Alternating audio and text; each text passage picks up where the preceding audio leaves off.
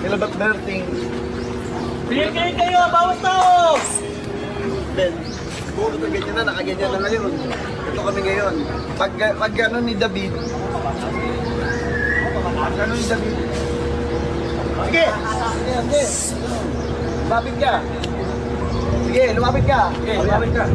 Nagtuluyan na kita. Tuluyan na kita. Sabi ko, David. Sabi ko, David. Tapos sabi ni Ben, tanggol sino yan? Sabi ko, kapatid ko. Sabi ko, kapatid ko. Tapos sabi ni Berting, kapatid mo? Dapat gusto ko patayin. Ba't gusto ko patayin? Yang hayop na yan, ano yung line? Tama, yung kabagyan. Sayang hayop. Yan. Ang dahilan, yung hayop na yan, ang dahilan kung bakit nagkamalas-malas ang buhay ng pamilya ko. Ang hayop na yan, dahil dyan. Kaya nagkamaras-maras ang buhay ko. Buhay ng pamilya ko. Pamilya ko. Buhay ng pamilya ko. Tapos sabi ko, Dapat ngayon dati din hayop. ako sabi ko,